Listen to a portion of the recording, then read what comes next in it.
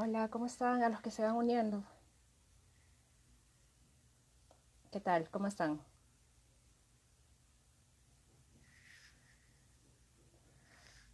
Vamos a esperar un ratito.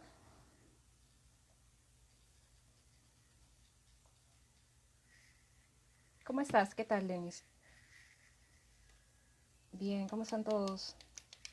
Gracias por unirse a esta charla en vivo del filtro. Hola, ¿cómo estás?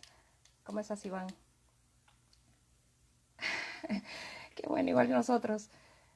Bien, bueno, hoy día, como lo han visto en nuestra publicidad, tenemos una conversación con Enrique Vera, que es periodista. Justo lo estoy contando, Giorgio. Enrique Vera es periodista y acaba de publicar una investigación muy interesante que se llama Los fantasmas de la guerra, la sigilosa presencia de Sendero Luminoso en la selva peruana. Es una radiografía bastante completa de la presencia de Sendero Luminoso en el Braem.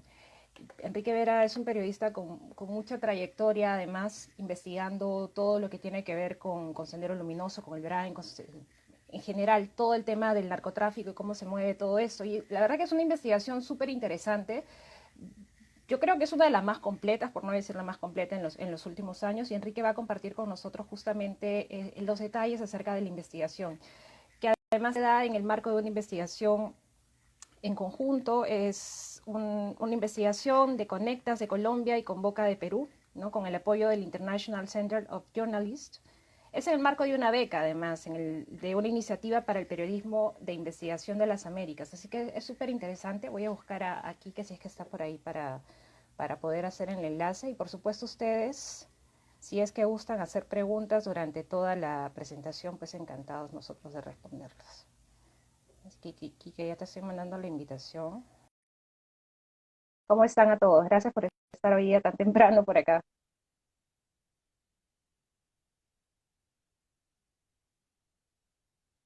Vamos a esperar unos minutos a que se conecte Quique. Ahí está. Hola, Quique. ¿Qué tal, Hola. Francesca? Buenos días. ¿Cómo estás? ¿Me escuchas bien? ¿Cómo estás? Sí, te escucho bien. ¿Tú me escuchas bien a mí? Perfecto, sí. A ver, un Genial. momentito que acomodo la cámara.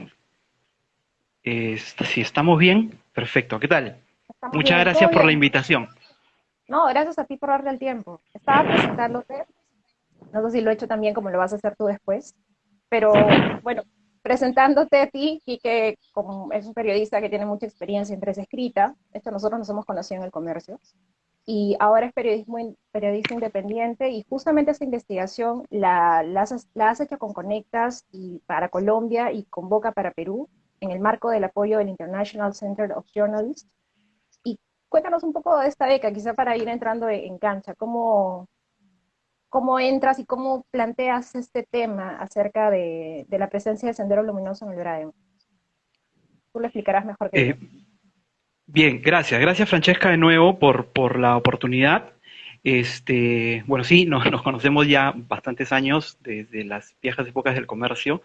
Eh, bueno, el tema es son casos que yo he venido recogiendo en investigaciones anteriores, años atrás, eh, que digamos eran historias, sucesos que ocurrían en determinadas poblaciones, centros poblados del Braem, relacionados con la presencia de Sendero Luminoso y su relación directa con el narcotráfico. Poblaciones oprimidas, poblaciones amenazadas, poblaciones finalmente desplazadas por esta amenaza. Han sido creo que un par de años en que fui recogiendo algunos casos, algunas historias en viajes que hacía por allá y que finalmente eran publicados, ¿no? Ahora, el año pasado hubo esta posibilidad de presentar los proyectos, periodistas de América Latina. Yo planteé la historia más que nada ya como un caso en conjunto de una situación, una realidad crítica a nivel de estos pueblos asentados en esta franja del Braen que une la selva de Junín, las alturas de Huancavelica y también de Ayacucho. Eh, vinculando un poco las historias que había revisado o publicado años atrás con lo que había estado ocurriendo en el último año, el periodo fuerte de pandemia, y que no habían sido, bueno, difundidas y también que se habían agravado más bien por las restricciones que obligó esta crisis sanitaria, ¿no? Entonces, digamos que es un conjunto de todo eso, historias o casos más bien que se han sucedido en este periodo, en el último año, y que y donde se hace una revisión de casos similares, tan graves como los actuales, de años que no son de mucho antes, ¿no? Te hablo entre el 2019 o 18 al 2021, que digamos es la época en que Sendero en este ámbito ha tomado un protagonismo eh, basado en tres puntos importantes, ¿no? Que es, digamos, como trato de estructurar un poco el reportaje, ¿no? El dominio a partir de la usurpación de tierras, eh, el, la amenaza constante contra los que consideran un peligro, un riesgo para su negocio con el narcotráfico, a los que considera soplones, y finalmente la imposición de esta justicia propia, ¿no? Esta justicia criminal que ellos cometen contra estos comuneros que consideran peligrosos para sus intereses, y que finalmente cómo se estructura esta dinámica entre el sendero y el narcotráfico en estos lugares, ¿no? Claro, a mí me pareció súper interesante porque realmente es una radiografía súper completa porque desde la prensa nosotros hemos venido reportando. Básicamente, y tú me corregirás, pero la cobertura que se hace del BRAIN muchas veces parte de la fuente oficial, ¿no? De los comunicados del Comando Conjunto, incluso por ahí algunas versiones con las comunidades, con periodistas que están en la zona, pero una visión tan, digamos, general de lo que ocurre, incluso, y tú podrías, por favor, esta es una de las primeras preguntas, hacer esta revisión de cómo Sendero Luminoso, el Sendero Luminoso que nosotros de lo que hemos estudiado, lo que nos ha tocado pasar en los ochentas, ha devenido al grupo, ¿no? Que está en el BRAEM, que continúa tomando las armas de alguna forma, pero ya tiene un vínculo directo con el narcotráfico. ¿Puedes hacernos esta revisión también como tú lo planteas en el reportaje, desde los ochentas hasta lo que ha terminado siendo Sendero, o las huestes de Sendero, como podemos decirlo? Claro, mira, la historia de Sendero se podría dividir en tres periodos, tres grandes periodos, o tres importantes periodos más bien. Y esto te lo digo a partir también de charlas en amplitud con especialistas, un poco analizando también la historia de esta organización dentro de los últimos 20 años, ¿no? La primera podría ser la que empieza eh, estrictamente En el en la lucha 80. armada en el 17 de mayo de 1980 con el robo y quema de actas de la localidad de Chuchi en Ayacucho, y que tiene su periodo más bien de una violencia desmedida contra las comunidades campesinas, y donde el objetivo principal era el sometimiento de estos pueblos para que de esa manera Sendero tenga esa preponderancia, ese dominio, y gane de alguna forma también adeptos para sus intereses, ¿no? Eh, Es el inicio de la lucha periodo, armada, ¿verdad? Como tú también lo exacto, pones sí, en la nota.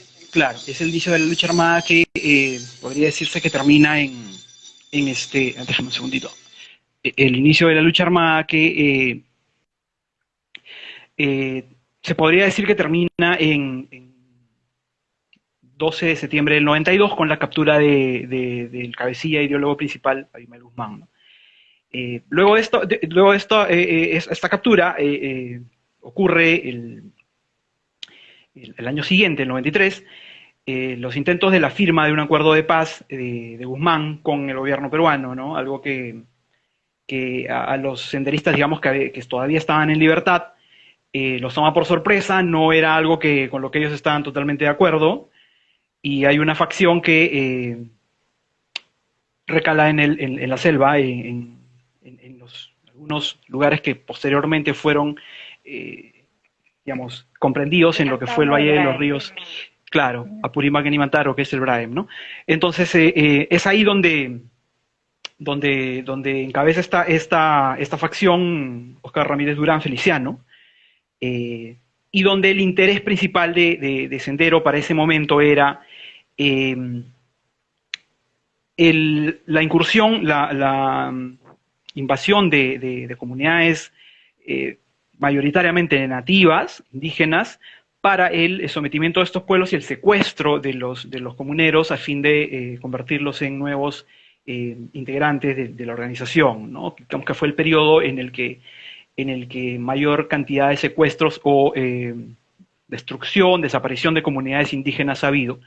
Me parece que la CBR, si no me estoy equivocando, registra que hay aproximadamente entre 30 a 40 comunidades indígenas que desaparecen y entre 5.000 o 6.000 indígenas que fueron secuestrados, ¿no? Ujú.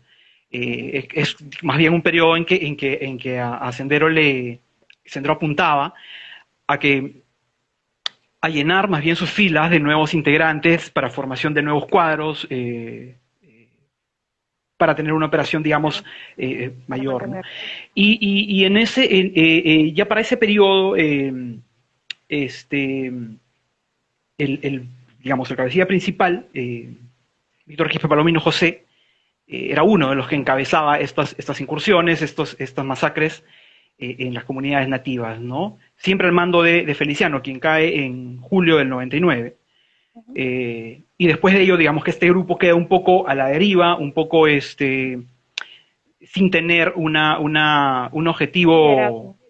claro, ¿no? Claro, un liderazgo y que finalmente, luego de una asamblea que se produce en la selva, cae en Víctor Quispe Palomino José y en su lugarteniente, que es su hermano Jorge Quispe Palomino Raúl, quienes empiezan ya un tercer periodo que digamos que es el que sigue hasta ahora, ¿no?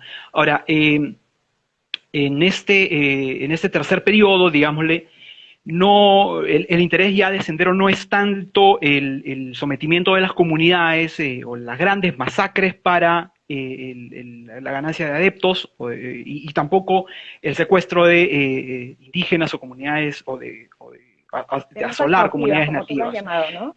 Exacto, ¿no? Sí, y sino más bien ya el cometimiento de asesinatos selectivos eh, para proteger sus circuitos de la droga, ¿no? Porque ya en este periodo es cuando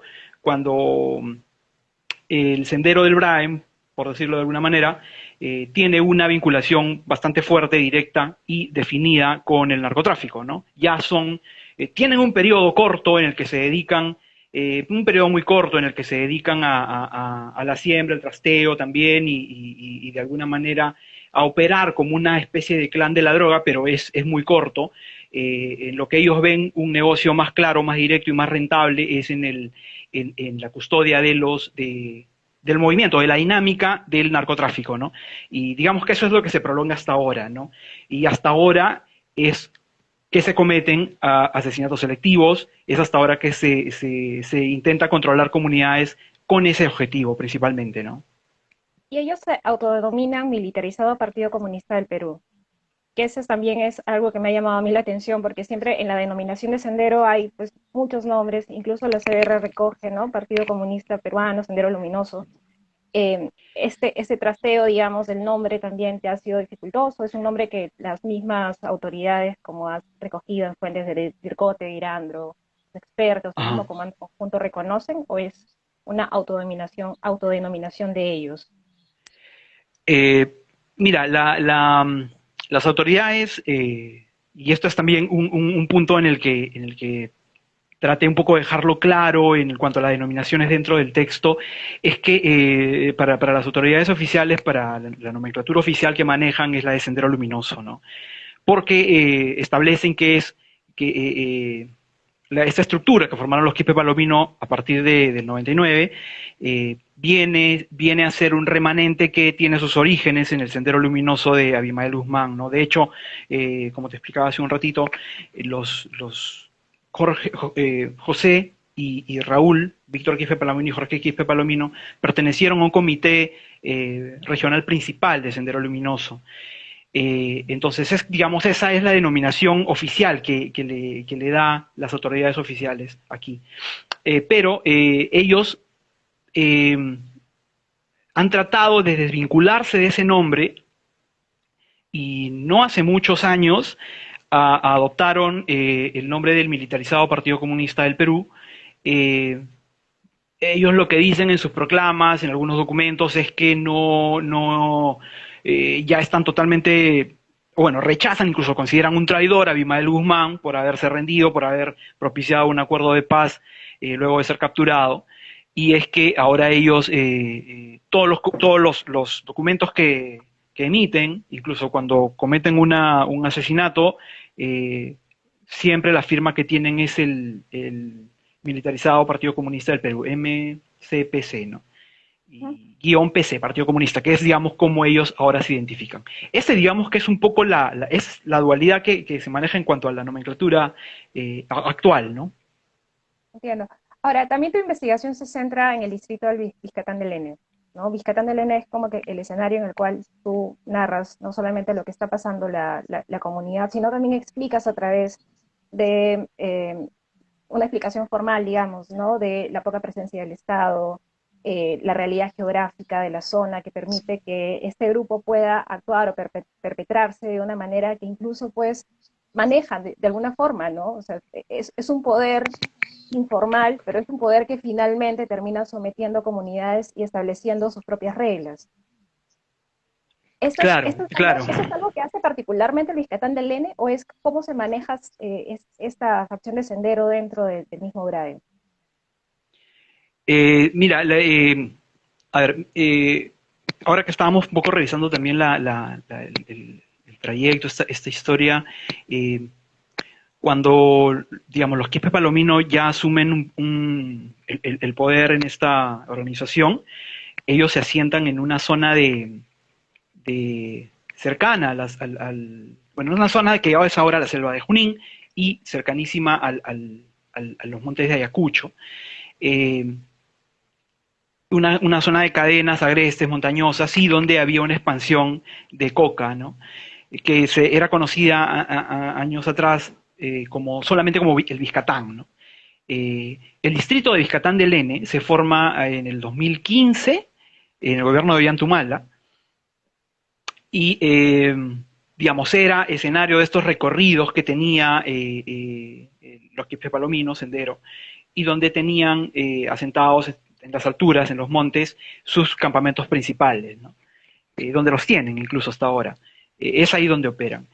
Entonces, es así como las comunidades, los centros poblados de este distrito, eh, terminan siendo los más amenazados, los más invadidos y los más sometidos por la columna armada, ¿no? Eh, Ahí es donde se produce, donde ocurren estas situaciones que conversábamos al principio, ¿no? Que es la administración de las tierras que ellos, digamos, endilgan hacia su propiedad. Ellos consideran que es su zona porque cuando esto era un ámbito de cocales en expansión, eran ellos quienes operaban en ese lugar. Y sí, la geografía, digamos, abrupta que hay, el complicadísimo acceso que tienen las comunidades, los comuneros de la zona hacia las instituciones oficiales y lo que ellos denuncian que es la ausencia del Estado en sus zonas, es lo que encausa a que Sendero Luminosa pueda tener un dominio ahí hasta cierto punto sin problemas. Eh, es también donde ellos cada vez que quieren ser, que pueden ser emboscados o cada vez que las autoridades intentan ingresar, es donde cometen sus crímenes más atroces, ¿no? De hecho, bueno, eh, el último asesinato más fuerte que hubo contra las autoridades, me parece que fue en diciembre del año pasado, atacaron una embarcación, un overcraft de la Marina, bueno, esto es en una zona ya de Vizcatán del N, ¿no? Es cerca de la base Unión Mantaro, en Puerto Palmeras. Eh, Esto es para tratar un poco digamos, cuál es la facilidad que ellos tienen en ese lugar, ¿no? Pueden ver de dónde vienen las patrullas, tienen informantes que les avisan rápidamente cuál es el peligro que están corriendo en ese momento y tienen el tiempo, la facilidad de poder atacar. Es así como se manejan en el lugar. Claro, bueno, a quienes se están conectando recién estamos con Enrique Vera, él es periodista y acaba de publicar hace unos días Los fantasmas de la guerra, la sigilosa presencia de Sendero Luminoso en la selva peruana. Estamos hablando un poco de los hallazgos que él ha tenido acerca, en esa investigación, que entiendo te ha tomado años, el último tramo quizá meses ya de hacer una investigación más en campo. Y además tienes una estadística bien interesante. Tú mencionas en la nota que en los últimos 10 años Sendero Luminoso ha asesinado por lo menos 14 comuneros que no aceptaron justamente el sometimiento. Además, otra estadística que entre 99, el año 99 y el año 2020 fueron asesinados entre agentes de la policía y de las Fuerzas Armadas 179, 505 policías heridos, 160 armas confiscadas. O sea, realmente cuando se habla de una zona liberada en Perú con todavía un grupo armado que ante la ausencia del Estado hace lo que quiera, este realmente es, digamos, tú que has testeado y has hablado con agentes de Didercote, de Irandre, de Vida, ¿cuál es la sensación finalmente de ellos frente a este escenario? No vamos a entrar al lado Eh, político, pero ¿cuál es la sensación ante este escenario finalmente? eh, Mira, ellos tienen o sea, para empezar, algunas de las cifras que hemos dado en el reportaje, por ejemplo, la cifra de los comuneros, el cálculo de los comuneros asesinados en los últimos años dentro del distrito de Vizcatán del N, en los pueblos que comprende, eh, es el cálculo, es la estimación que hacen algunos ex dirigentes de la zona que finalmente fueron obligados a huir, que escaparon de la opresión del sendero, que finalmente estaban amenazados de muerte y no quisieron correr la suerte de los que Sendero asesinó prácticamente frente al pueblo en algunos casos, ¿no? Y, y bueno, se fueron. La policía tiene una lista un poco más amplia de comuneros que fueron asesinados también entre el 2010 y el 2021, porque a esto le podríamos sumar los cuatro, los cuatro fallecidos a partir del crimen en Huarcatán, que fue ahora en marzo. Pero la policía, digamos, no puede incluir en esta nómina eh, algunos comuneros que fueron asesinados, pero cuyos cadáveres no aparecieron, ¿no? Esa es, digamos, una de las situaciones también que hay en este caso. Entonces, no, digamos que son listas paralelas que hay, ¿no? Que juntas conforman más o menos 30 desaparecidos en este periodo. Entonces, bueno, esto es lo que ocurre en ese lado. Las autoridades, ya yendo a tu pregunta, lo que ellos principalmente consideran como una amenaza en el lugar es más que al Sendero Luminoso, es el narcotráfico.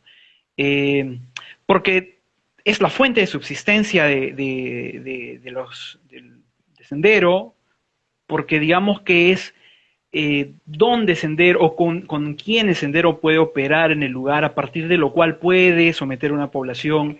eh, es la base, única base de su economía.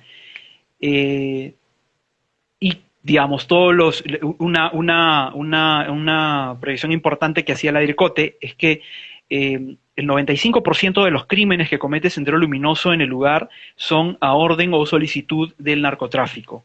Cuando se genera, digamos, alguna suspicacia en cuanto a un comunero que puede ser un informante de la policía o del ejército en la zona, la orden es ajusticiarlo, asesinarlo, porque más que nada está corriendo en riesgo el negocio de la droga en el lugar, Claro. ¿no? Los movimientos de la droga en el sitio.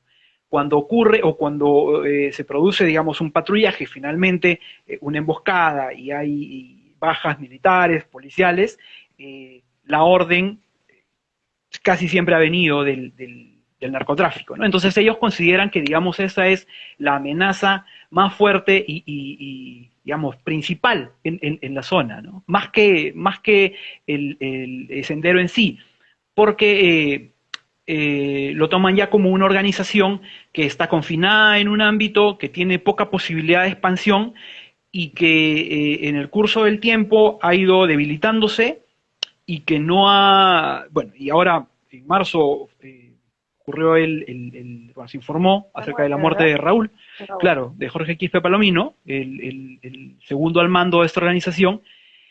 Entonces se le tiene a esta organización como un grupo que está siendo cada vez más endeble y que, digamos, en el curso del tiempo se puede ir extinguiendo en tanto las bajas vayan ocurriendo de esta manera, en cuanto no se renueven cuadros de liderazgo en sus filas, y, eh, y bueno, principalmente, como te digo, apuntan más al tema del narco, ¿no? En la zona. Claro, y también tú das una cifra interesante, ¿no? Son 513 toneladas de clorhidrato de cocaína producidas al año, según Devida, en el Braem. Perdón, producidas en el Perú, del cual el 52% se produce en el Braem.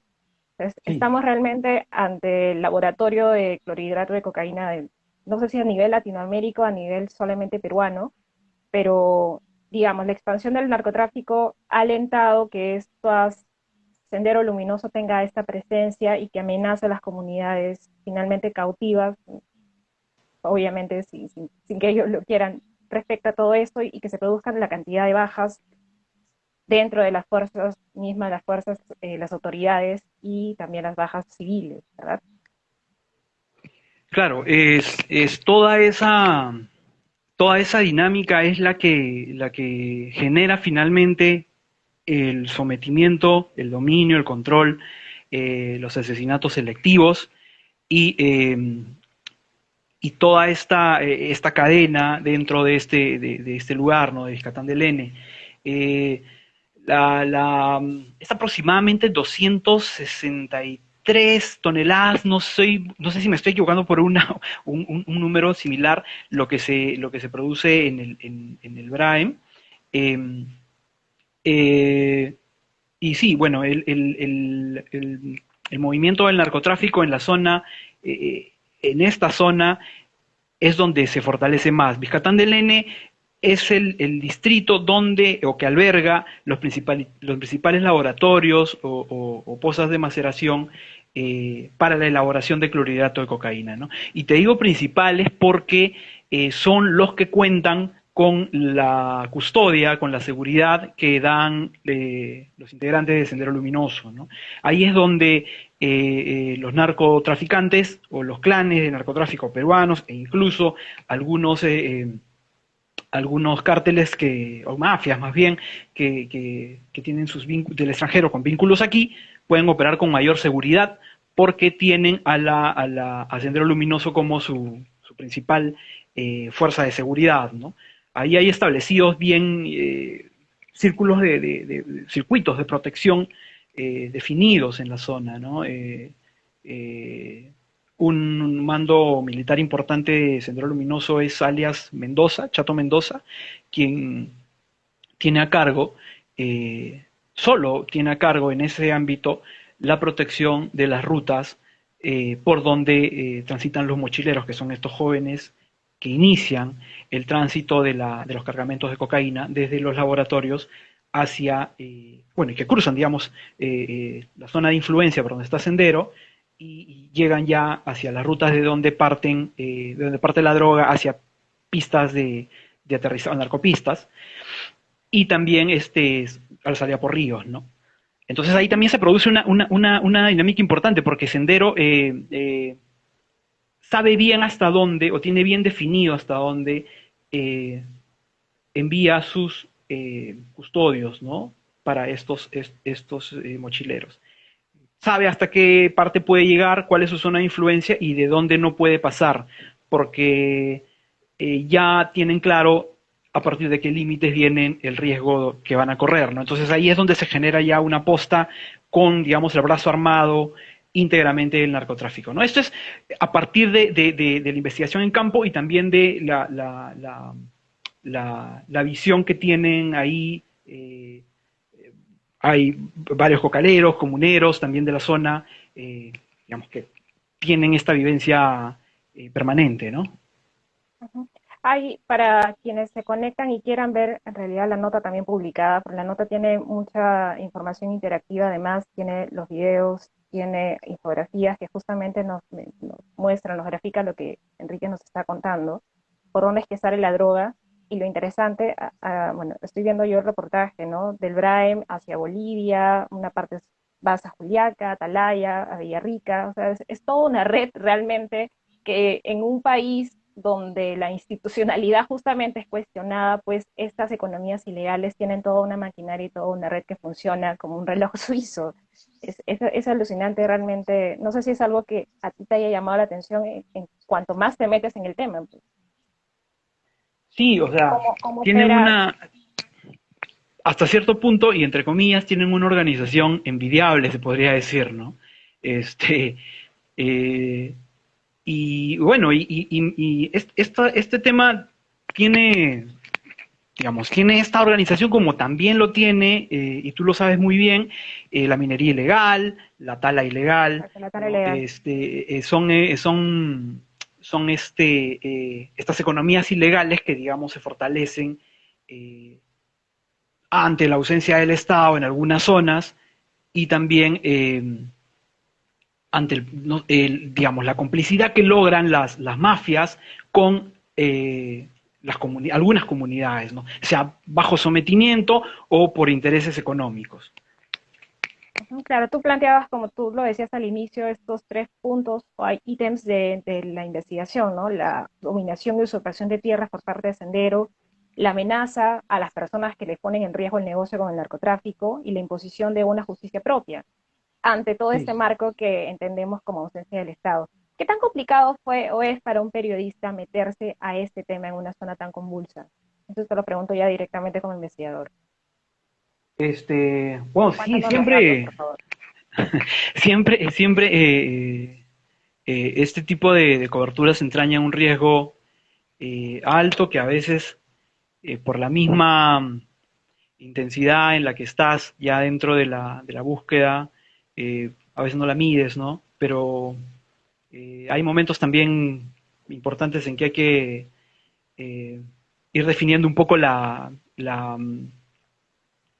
posibilidad de la información en cuanto a la cercanía que haya que tener, ¿no? A veces es muy importante, ha sido muy importante para este trabajo el poder llegar a algunas de las comunidades más peligrosas, digamos, donde hay mayor operatividad, como también poder conversar con algunas de las personas que salieron de ahí, no están muy lejos, y viven, digamos, bajo esa amenaza constante en la zona, ¿no? Eh, Ahora, esto sí ha tomado un aproximado de 2 meses. Bueno, la cobertura en campo puede ser que la dividí más o menos en 3 viajes. Uno es, y el que fue el que creo, considero más importante, que fue a la selva de Junín, a la zona de Vizcatán, las comunidades aledañas, eh, digamos, el corazón del Brain, que fue en marzo. Los dos primeros, eh, el primero fue el que hice para la zona del límite entre Junín y Huancavelica, donde hay algunos comuneros, o hay varias familias de comuneros más bien, que escaparon de la violencia en Libertad de Mantaro, que es una comunidad que fue prácticamente asolada en el 2018, luego del asesinato de la familia Camargo Ponce, ¿no? Ese es otro caso muy fuerte. Digamos que, que era hasta el asesinato de la familia de Huarcatán, que ocurrió en marzo, una de las matanzas más crudas que hubo, ¿no? Más cruentas, en este lugar. Eh, y la última fue, bueno, en Huarcatán, en Huanta, en Pucacolpa. Ahí asesinan a 4 comuneros. Y esto fue un suceso que ocurre casi cuando ya estábamos entrando al cierre del reportaje, ¿no? De hecho, que a mí me agarra cuando ya estaba Eso yo sería casi de interesante salida. eso sería interesante también que lo cuentes porque esto fue en enero o la muerte se produce en enero en... No, perdóname. Cuéntalo tú mejor. Me estoy confundiendo datos. Cuéntalo tú mejor. Claro. A ver, el asesinato de la familia Coriñaupa ocurre el 23 de marzo de ahorita, del 2021, ¿no? 2021. Sí, yo estaba en ese momento en el BRA, o sea, estaba en Vizcatán, ¿no? Entre Pichar y Vizcatán, reporteando por allá. Es decir, la selva de Cusco y la selva de Junín, que están a 3 horas y media de distancia. Y ya de regreso para Ayacucho, porque yo había estado primero unos días en Huamanga, es cuando surge esta información acerca del asesinato de la familia en Huarcatán, ¿no? Que es una localidad que está en las alturas de Huanta, es una localidad remota, bastante alejada, y donde había ocurrido una situación que a mí me traía mucho a la memoria y yo la asociaba mucho con lo que había ocurrido en Libertad de Mantaro, ¿no? El caso del que comentaba hace un momento, eh, que es muy parecido y creo que lo de Huarcatán, si no me estoy equivocando, debe ser la matanza más cruda que ha perpetrado Sendero Luminoso en los últimos 10 años, por lo menos.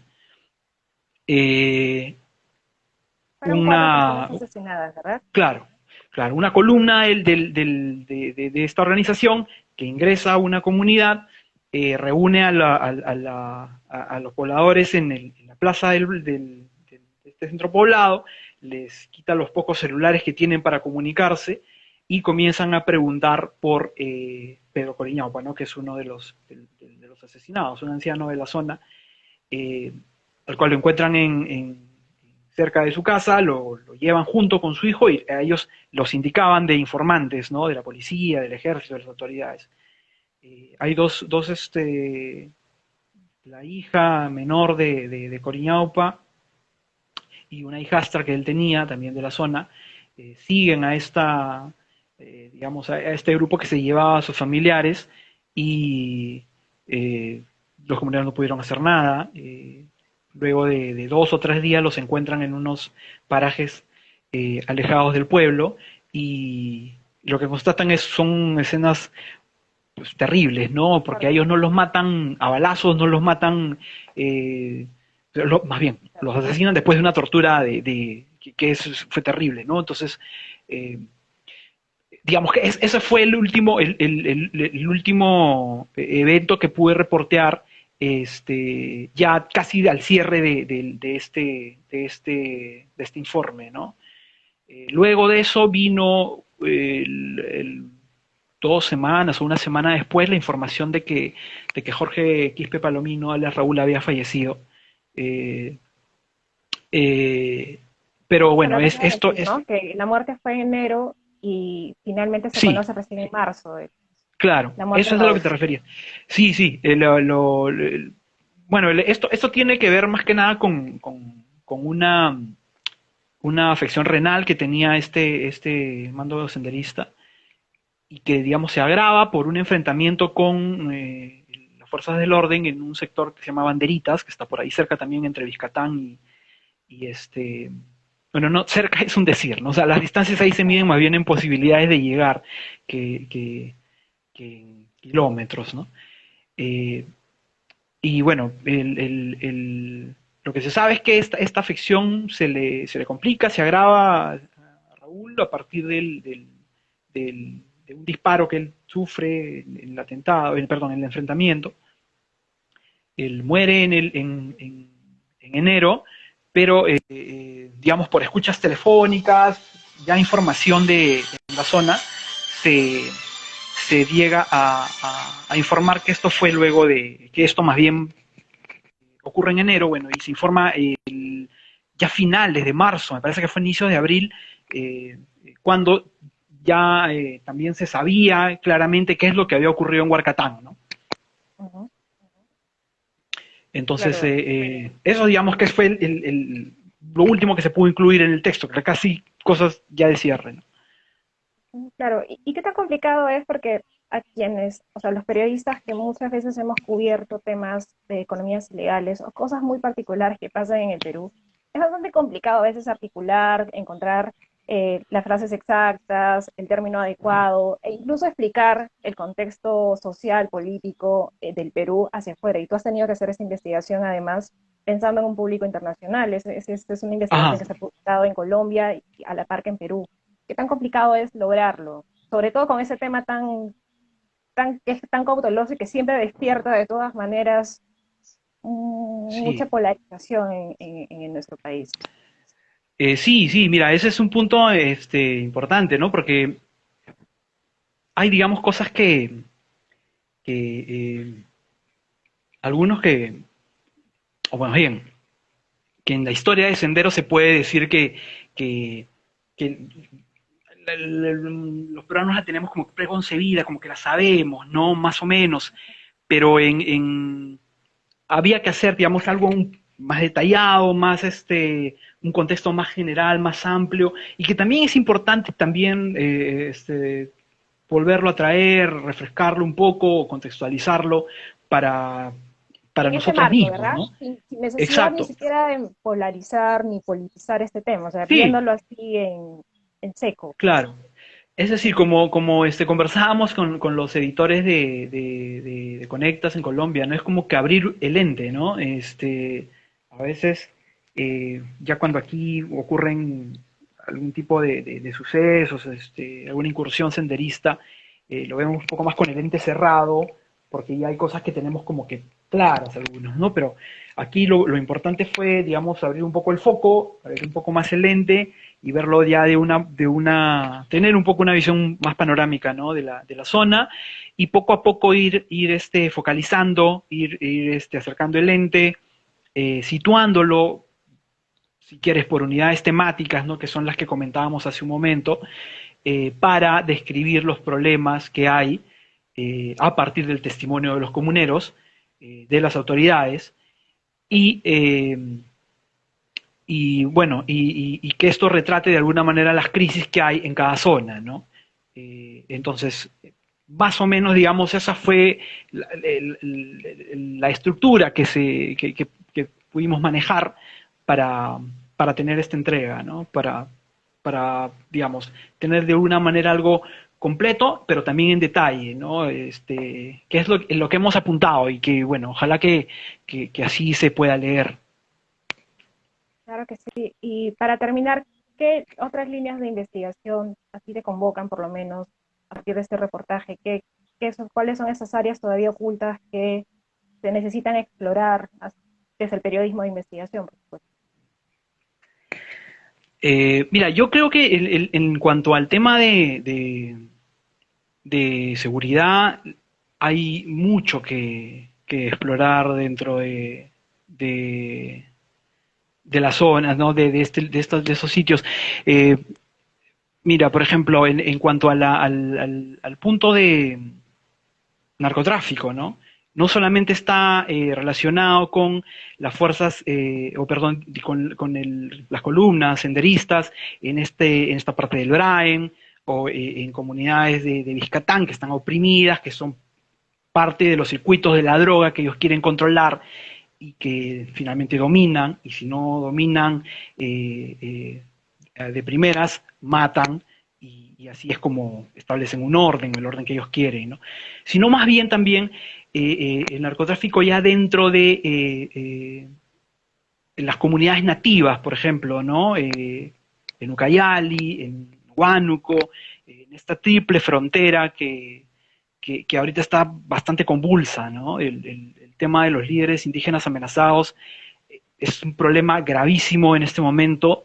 Eh, Cada vez las comunidades de estas zonas están más cercadas, más acorraladas, eh, no es ya raro enterarnos que cada cierto tiempo asesinan un líder indígena que quiere proteger o que denuncia más bien que está ocurriendo en sus zonas. Eh, el narcotráfico está ganando terreno en estos lugares, ¿no? Es decir, hay otra cara, igual de peligrosa, si quieres, igual de grave, complicada, solamente que cambia de escenario, ¿no? Es otro lado. Eh, me parece que por ahí, dentro de estos ángulos que me consultabas, me parece que por ahí es, digamos, un punto que también a nosotros que vemos este tipo de temas nos convoca de reportearlos, no sé, meternos al fondo y tratar de volcar un poco en detalle qué es lo que está ocurriendo, ¿no? Eh, para que de alguna manera se produzca también algún tipo de asistencia del Estado y la problemática pueda resolverse, ¿no? En la medida de lo posible. Estas crisis de las poblaciones en zonas alejadas, en zonas remotas que no son normalmente reporteadas o que hay que cubrir de una manera más en detalle, con el riesgo que se pueda correr, es esto, ¿no? Es esto que creo que te puedo decir a partir de la consulta. Claro, y cuando tú lo decías, yo pensaba también, porque el tema de despojo de tierras, tráfico de tierras es un tema realmente súper fuerte ahora mismo en la Amazonía, en zonas ya un poco quizá más alejadas geográficamente, como tú dices, como en Ucayali, ¿no? Que el tráfico de tierras Claro, es una cosa impresionante que además se relaciona con la amenaza con los defensores ambientales. sí, Creo creo que es súper importante. Quique, muchas gracias por darse el tiempo y de conversar con nosotros. Ha sido muy bacán hablar de la investigación, además. gracias, Francesca. No, gracias a ti y por la oportunidad y sí, cuando quieras. Listo. Bueno, y a todos los que están interesados en saber más sobre esta investigación, está tanto en la página de Convoca como en la página de Conecta. Se llama la sigilosa presencia de Sendero Luminoso en la selva peruana, los fantasmas de la guerra. Y pues van ahí, en realidad, la verdad que si les gusta el periodismo de investigación, además se quieren enterar un poco más, dando un ángulo distinto, además de lo que estamos acostumbrados del reporteo, digamos, lo que solemos ver en los medios de comunicación. Creo que este reportaje es bastante complejo. No, te felicito nuevamente, Quique, la verdad que es un buen trabajo. Gracias, Ojalá Franz. de que esos trabajos de investigación sigan para largo. De hecho que sí. Muy bien. Listo. Gracias a Bueno, ti por la muchas oportunidad. gracias no, no te preocupes, gracias a ti. Gracias a todos los que se han conectado. Este video va a quedar colgado igual en el filtro y después lo vamos a pasar por las demás redes sociales. Gracias a todos ustedes. Chao.